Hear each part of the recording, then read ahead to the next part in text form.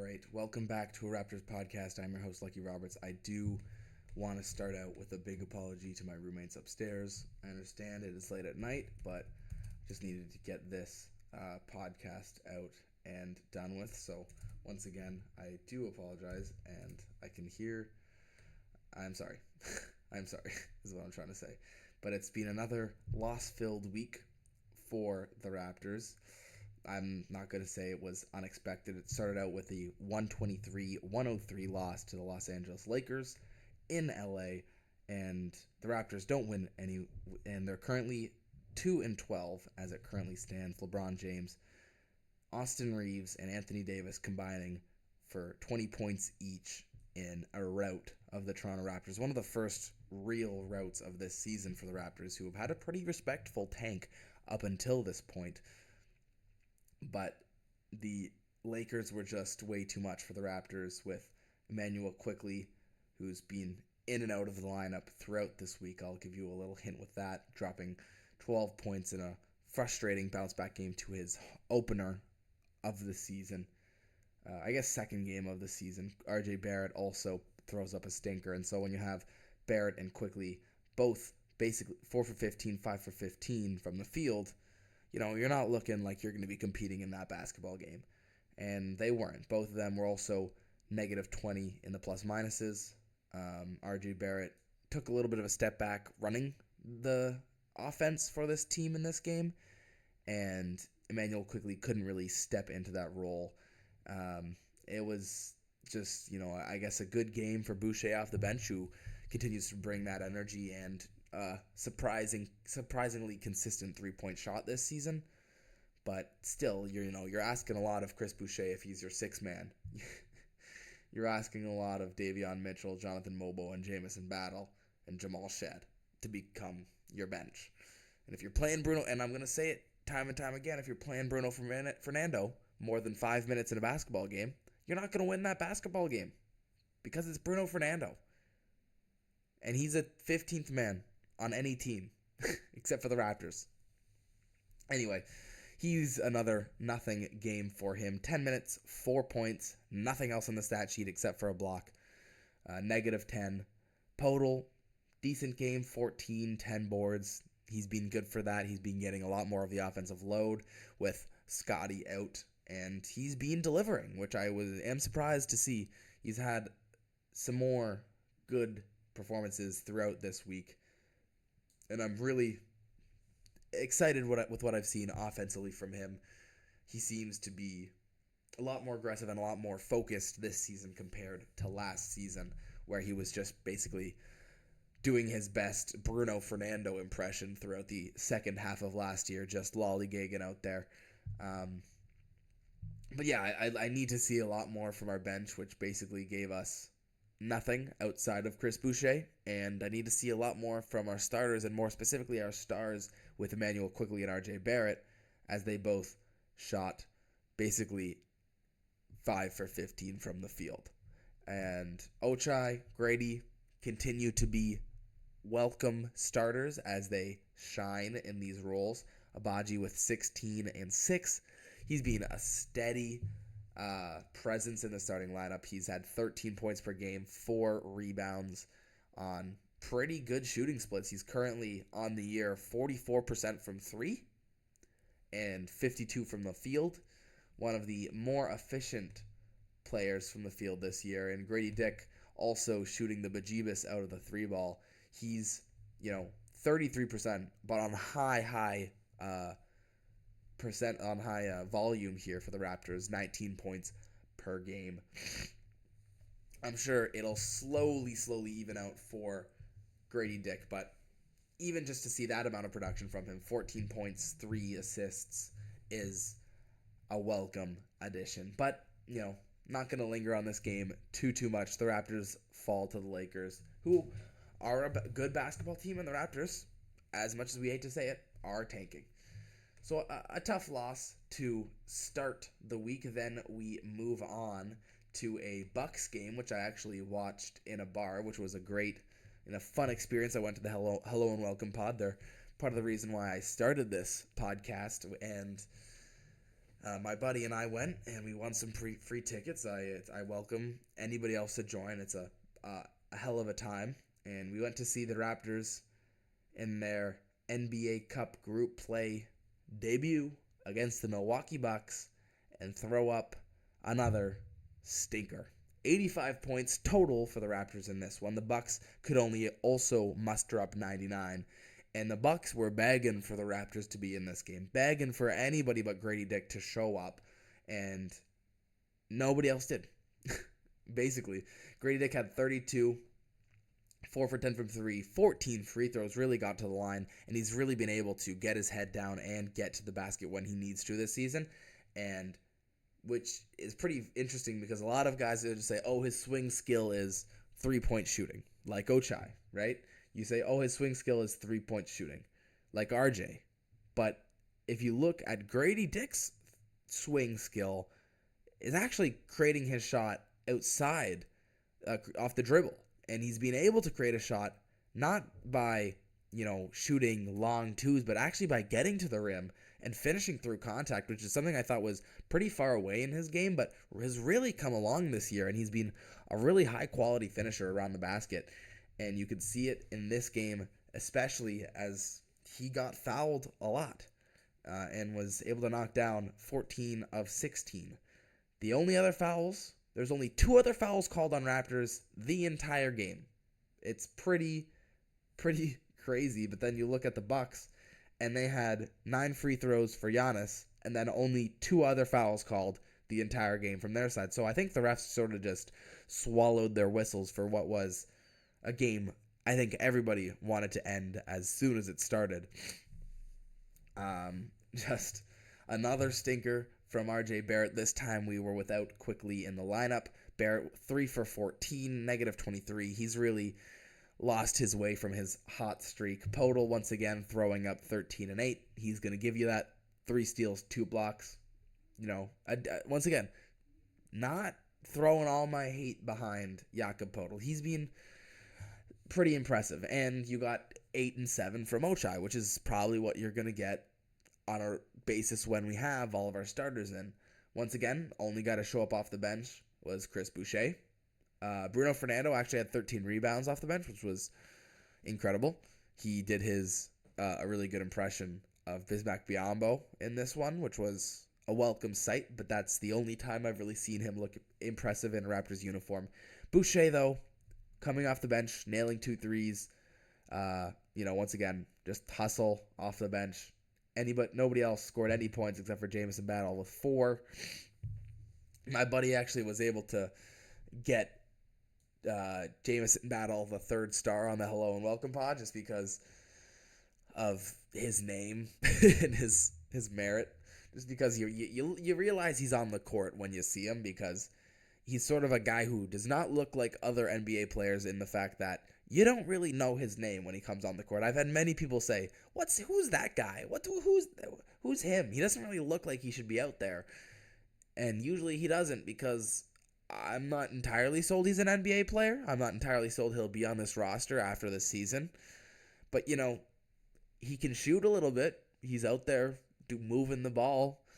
He has an aura about him. I don't know what it is, but yeah, he definitely was deserving of that 3rd star, because outside of Grady Dick and those 13 rebounds from Bruno Fernando, I don't really know who else you'd give it to.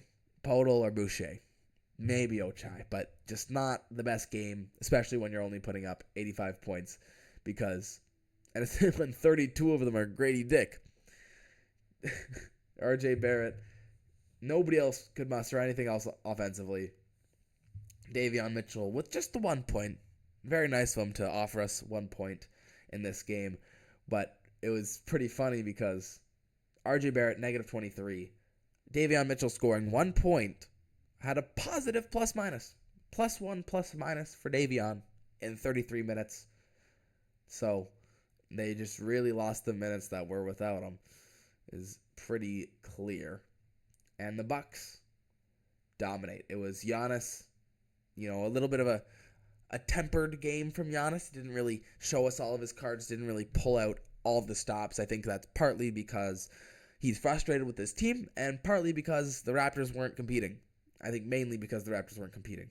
And so you saw a lot of different guys show up for the Milwaukee Bucks. They played basically their entire roster in this one. They played 16 people in this game. Kind of an amazing feat.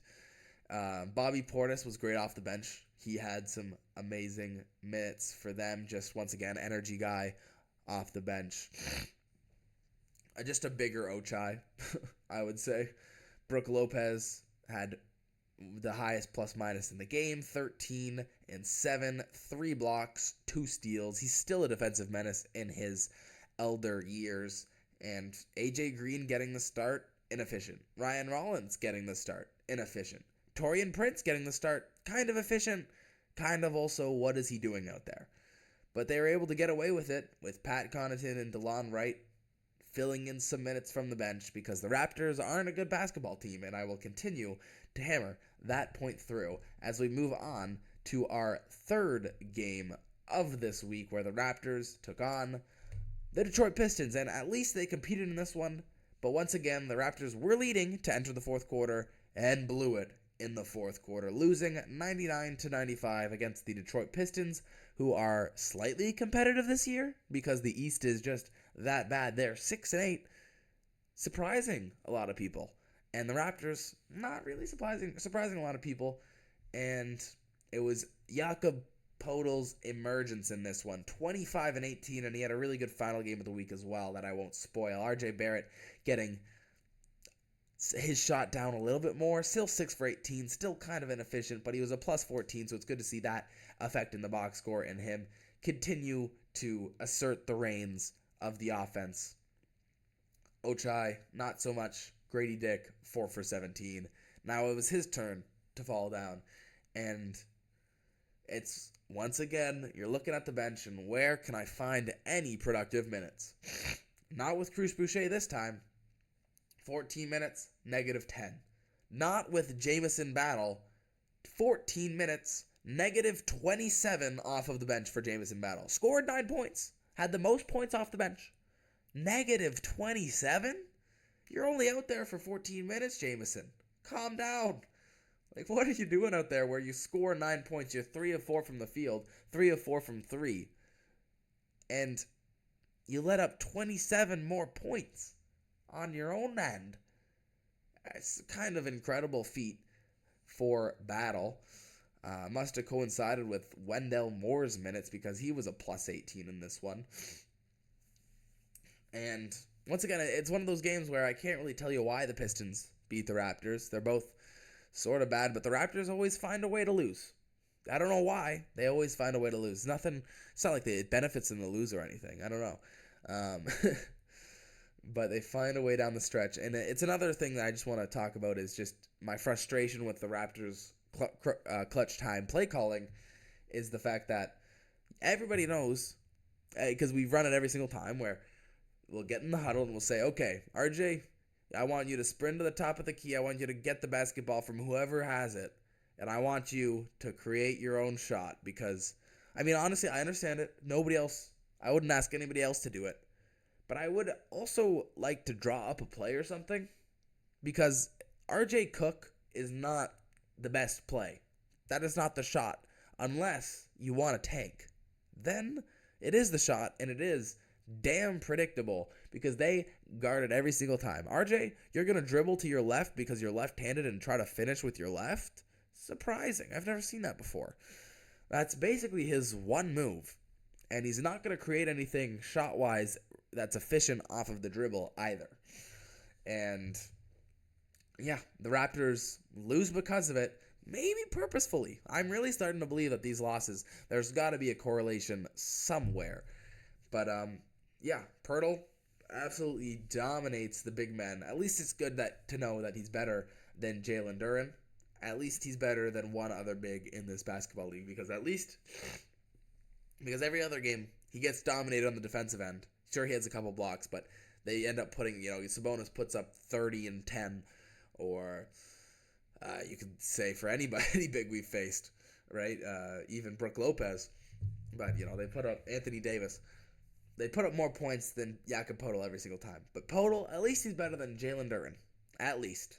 We've got somebody. At least we got a first-round pick for some reason. Although, I mean, if we didn't have Podol, we'd be starting Bruno Fernando at the 5. So maybe I should be thankful. But yeah, Cade Cunningham shows why he's not the best player from his draft class. 6 for 21, 10 assists, but only 15 points and 15 inefficient points. Jaden Ivey, inefficient as well. Beasley, slightly efficient. Top scorer for them. But yeah, can't really tell you why they beat us. Just they figured it out. Tobias Harris, you're back where you belong on the Pistons. Anyway, for the final game, it was a double... Was it double overtime? Maybe just single overtime thriller. It was supposed to be double overtime before a crazy bucket is what it was. Before a travel is what it was. A single overtime game against the Boston Celtics where they win 126-123 in the Garden, where the Raptors really put up a fight. And when I mean the Raptors put up a fight, I mean a couple guys in particular. RJ Barrett, Ochai Agbaji, even though I might even include him here, Jakob Poeltl with 35 and 12 rebounds, and Chris Boucher with 15 off of the bench. It was an amazing game for Jakob Poeltl, who was 16 for 19, gave Al Horford all types of problems in the paint, which, you know, Al Horford's an old guy. Jakob Poeltl should give him problems in the paint, and without any other real bigs, you know, you're not asking Luke Cornett, Sam Hauser to do a job on Jakob Poeltl, who's just a brute in the paint. 35 points. And it was another situation where the Raptors just fall because of their late game management and their late game play calling. Because RJ Barrett sure scored 25 points, sure had 15 assists, and sure had 10 rebounds, a triple-double for a Canadian the first time in Raptors history. But he's 10 for 27 from the field. And in the clutch time, he got the play call in the fourth quarter when the Raptors could have won it, and in overtime when the Raptors could have won it, and missed both times. And he drove to the rim and missed a layup. I'm just saying, it's predictable. And 4 for 9 from the free throw line. Not an efficient free throw shooter either. I'm just saying it's predictable. I mean, give it to Podol. I want to see what Podol, you know, bring Podol in the huddle, say, Podol cook. Let's see what he can do. Just give me something else than RJ Barrett in the clutch, because I've seen what that happens when he gets the ball in the clutch. The Raptors lose. Chris Boucher, 15 and 5 rebounds, 5 for 6. I love just seeing Chris Boucher pop off once a week, twice a week. It's always a smile to look at that bench and see somebody actually performing. Because Fernando, Battle, Mobo, and Shed will not be doing that. It doesn't even say why Quickly didn't play in this one. It just says DNP not with team. So that explains it. But yeah, the Raptors were never going to win this game. Jaylen Brown, Jason Tatum, even though they had off games, still, the finals MVP and a role player who can go off a couple of times with Jason Tatum. They're still the guys who they are, and they still have a better bench than the Raptors and a better surrounding core than the Raptors, and they have better stars than the Raptors. And so even though we got a great game from RJ, a great game from Podol, pretty good game from Mitchell and Agbaji, and a great game from Boucher, it's still not enough to topple the 11-3 Celtics. And the Raptors fall to 2-12 and are still the worst team in the league, although they have the exact same amount of wins as the Nick Nurse-led Philadelphia 76ers, who are 2-10, really, really fighting for flag, is the 76ers. But the Raptors will continue to chug along here in this season that is destined to be bad, and at least some of these games are entertaining, right? So I'm happy for that and happy to see our young guys play pretty well. But I'd like to see some of our old guys come back as well because, I'd like to see Scotty out there again. I'd like to see us have a chance to win some games and be impressed by our all-star. But either way, it's happy to be in the cellar with the 76ers anyway, as the Raptors fall to 2-12, still the worst team in the league, still looking for flag, still have our own pick this season, and that's the most important part of this season. So thank you for listening.